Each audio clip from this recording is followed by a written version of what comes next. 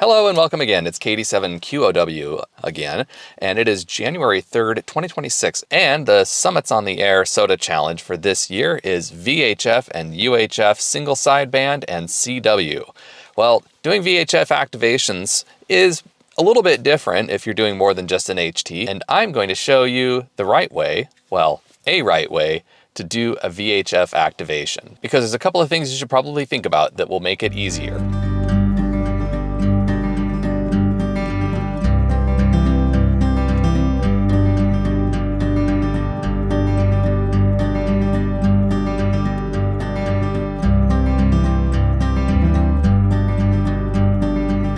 I'm gonna try really hard not to just turn this into a video about taking pictures of clouds, but I just can't get over how magnificent the light is today. You can see this clear cut from the Portland area, and as you can see here, you can also see the Portland area from this clear cut.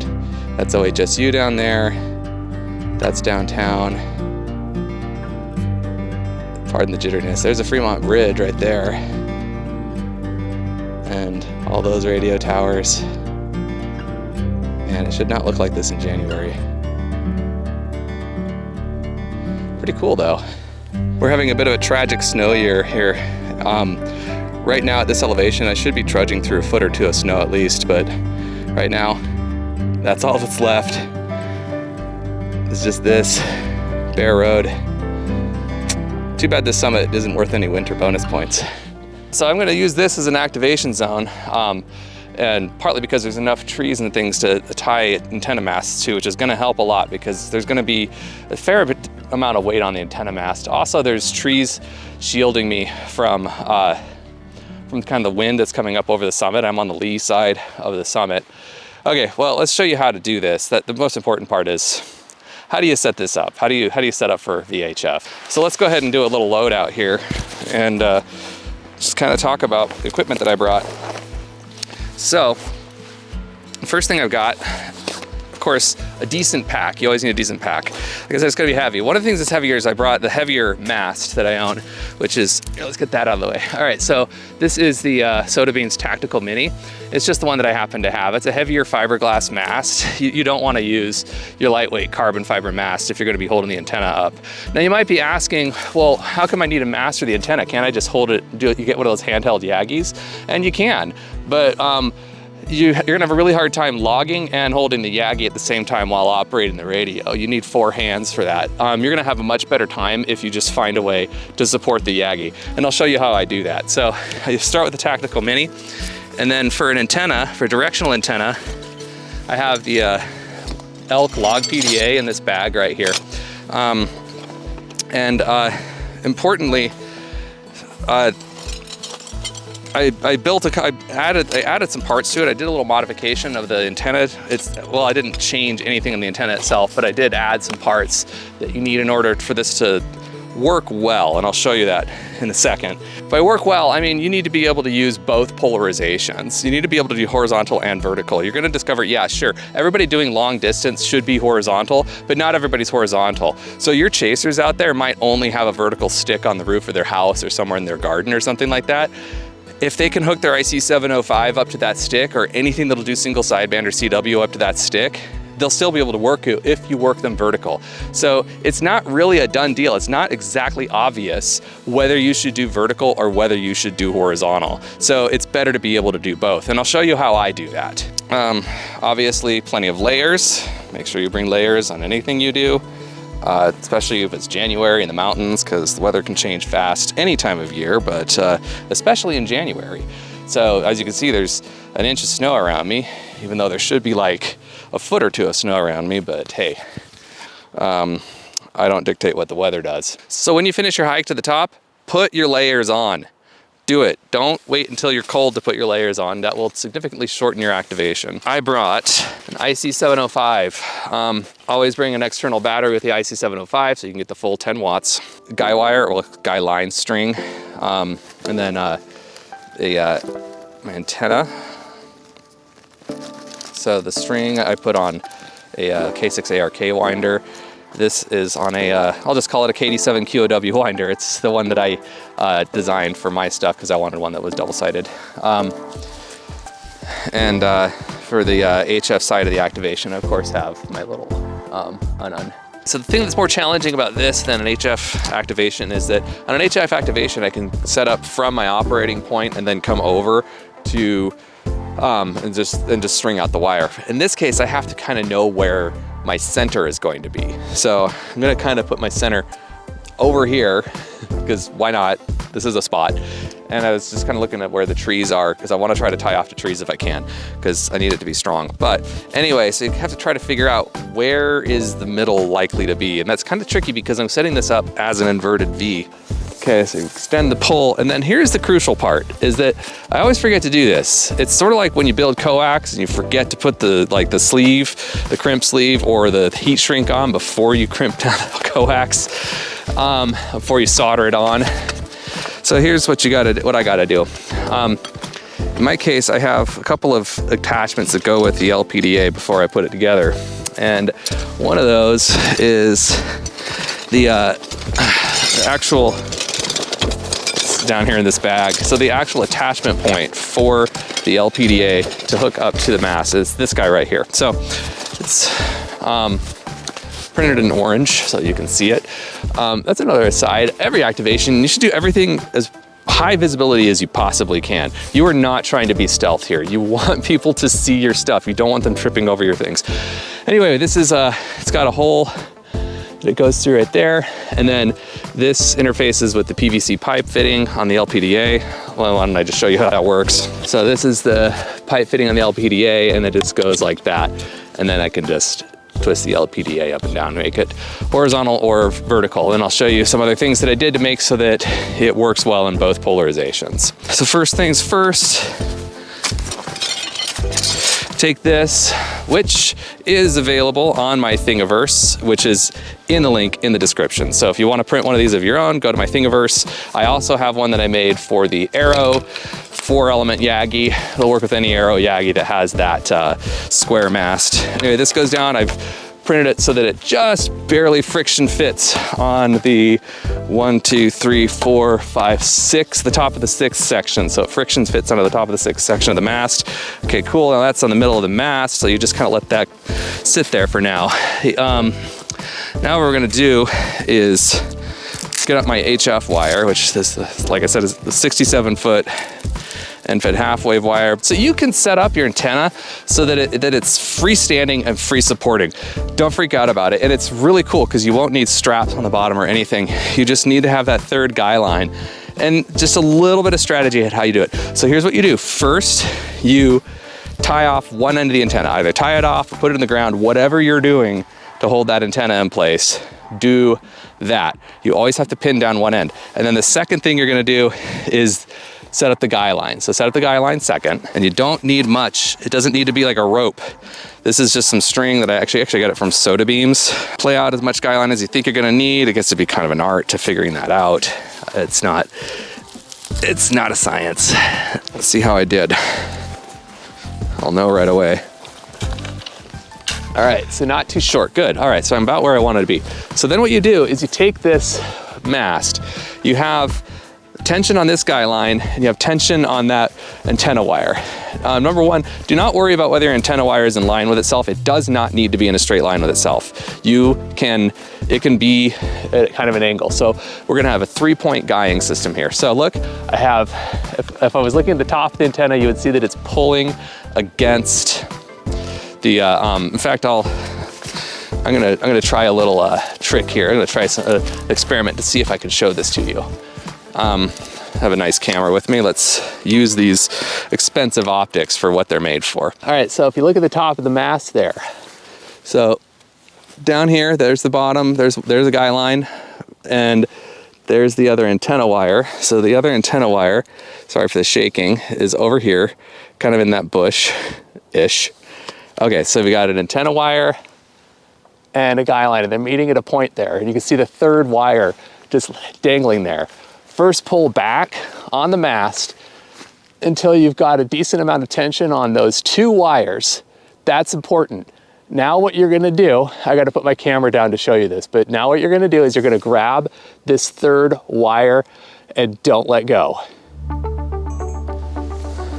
Okay, so you should have this third wire in hand, and if you pull on it and you keep tension on it, and you need to make sure that when you're pulling, you imagine that imaginary triangle and you're pulling from the vertex of that triangle toward the mast. Look at the mast, make sure that you're splitting these two wires, that you kind of visually are splitting that triangle in half so that you're pulling on each one individually, on each one equally, because that's the important part.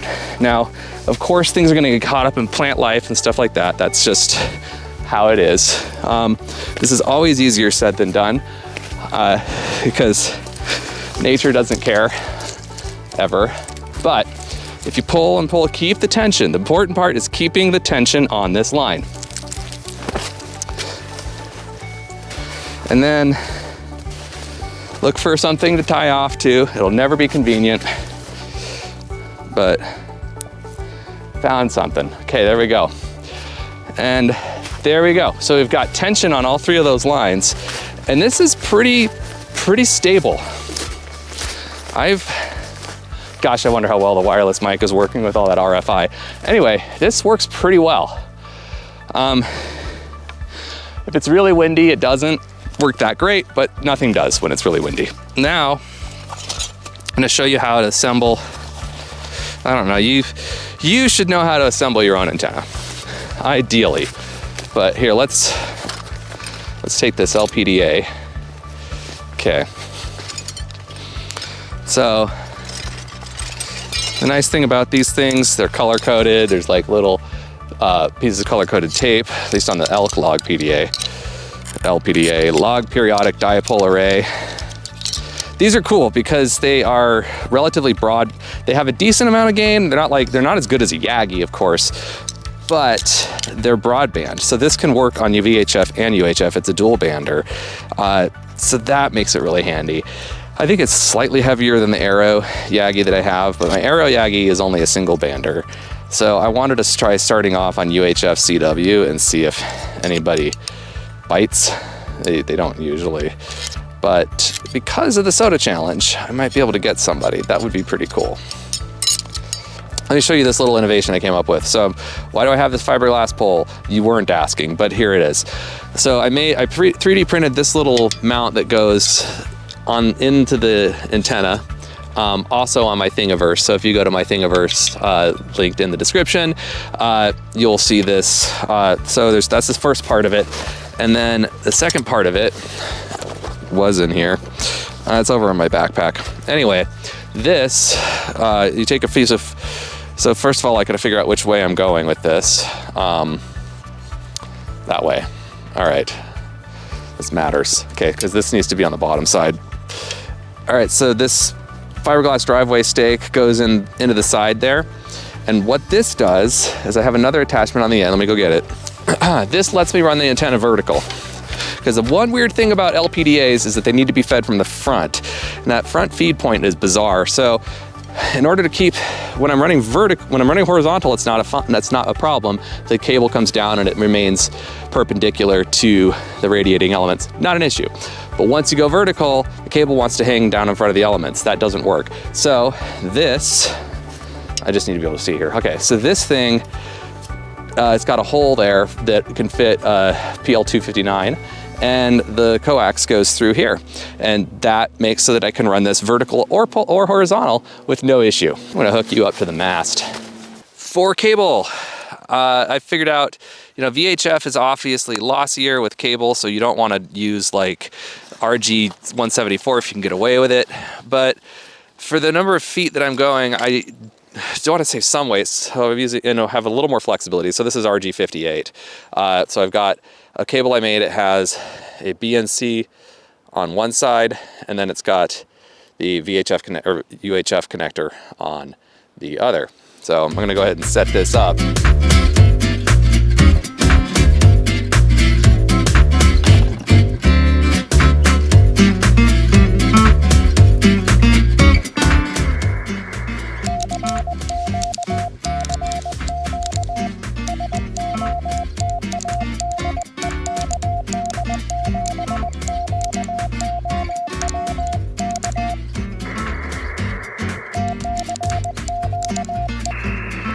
CQ SOTA, Kilo, Delta 7, Quebec, Oscar Whiskey, CQ SOTA.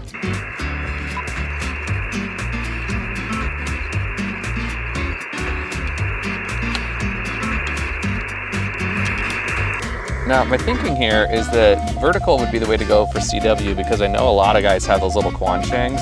They're going to be holding it this way, and then a lot more people just hooking it to a stick on their roof. And then on top of that, CW propagates well enough that the dB loss might not be as much of an issue for the guys with better stations. We'll see what happens. Oh yeah, I have to use my voice. CQ SOTA, Kilo Delta 7, Quebec Oscar Whiskey, CQ SOTA. Whiskey Alpha 7, Foxtrot, Whiskey Charlie, where are you? Whiskey Alpha 7, Foxtrot, Whiskey Charlie. I am on Larch Mountain in the Yakult Burn State Forest, so Lima Charlie 103. Can I get your grid square? Roger, I'm CN85. WX70R should be here in a minute, so he's trying out. Are you horizontal or vertical? I am horizontal, but I can switch to vertical if needed. I think he's trying out a new Omni antenna. I'm bringing my vertical beam around your direction.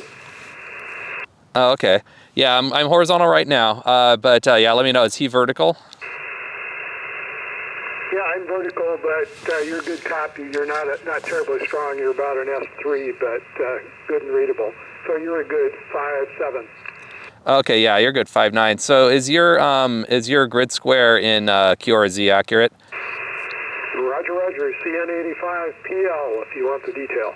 Yeah, the PL, I need the last two. Thank you, perfect. Yeah, I needed those. Excellent. Well, you're a 5.7. Thanks for being, I've tried CW and nobody got me on CW, so I'm glad I got you on single sideband. K7 Yankee Oscar.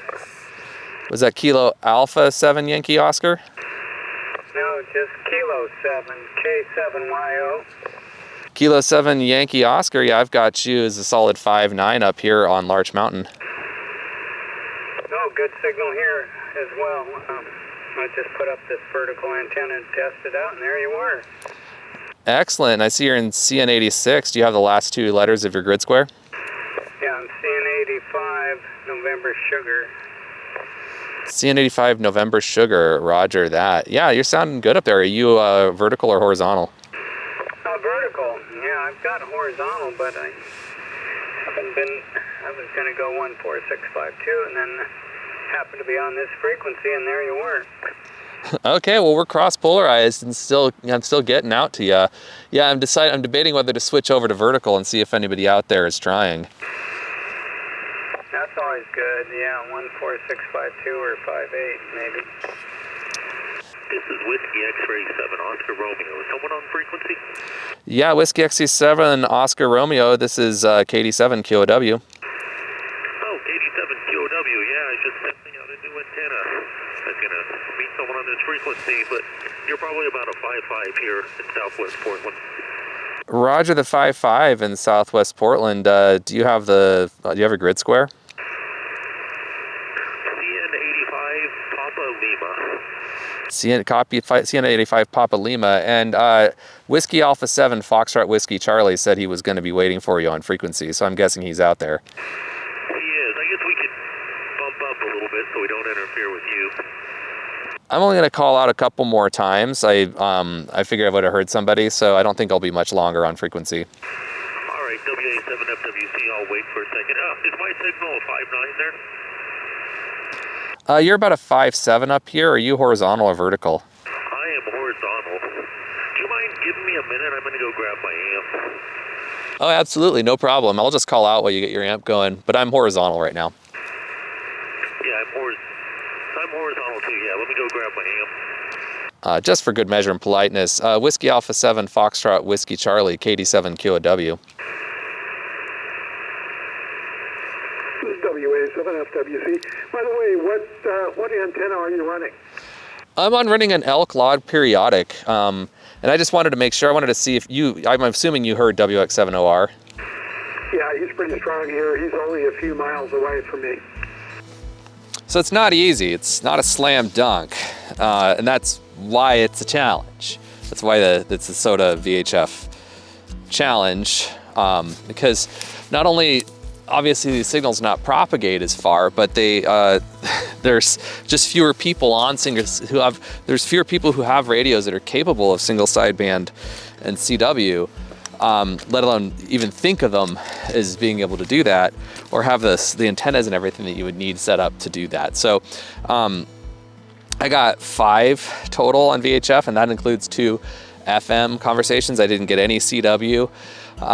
Hopefully, I mean, I've seen more people playing around with the idea of getting Quanshangs working and other options. And so there's going to be more activity as the year goes out, I think. Also, I'm in a terrible location. There were probably people trying to get to me that I could not hear. But as you can see, it doesn't have to be super complicated. You need a radio that can do it. And the IC-705 is great. Also, the new FTX-1F is like practically begging for this. It even has separate outputs, so you don't even have to unplug the cable and switch it over like I did to get to HF. It just has both, and you could use a setup like this with the radio like that. I'm super pleased to see more QRP radios coming out that have the ability to do all modes on all the bands, because that's always been like kind of a weak area, and it sort of makes sense. Radios weren't stable enough in frequency to do that until very recently. Like, when you think about what you have to do in order for a Morse code signal to work, it has to be, you have to have an extremely stable oscillator. It's, hard enough to get that to happen at like 30 megahertz or 28 megahertz.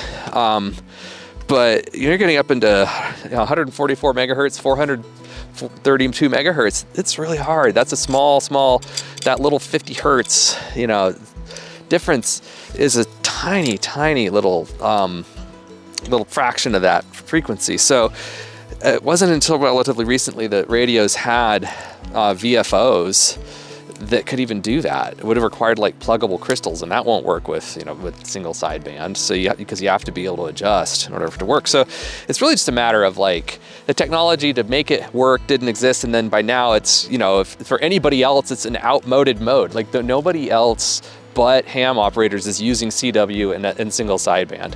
The commercial, all the commercial activity has gone over to digital for very good reason. So it's so cool to see some more people getting out here and playing with those modes. Single sideband is incredible. If you have never used single sideband, you'll be surprised how much better it propagates than FM, because it just has so many properties that make it propagate better. Of course, that CW propagates better than FM, but single sideband's really good. So I'm really happy to see that this challenge happened, and I hope that leads to more radios out there that can do this mode. I got 3 today, but we'll get more. There's gonna be more in the future. Sometimes I've gotten 5 or 6. It just really depends on who's out when you're out. But I hope this gives you some ideas, and I hope this helps you put together a setup that you think will work for you. I really recommend directional antennas with gain. It's starting to rain on me. 7.3, everybody. Get out there, go play with your radio.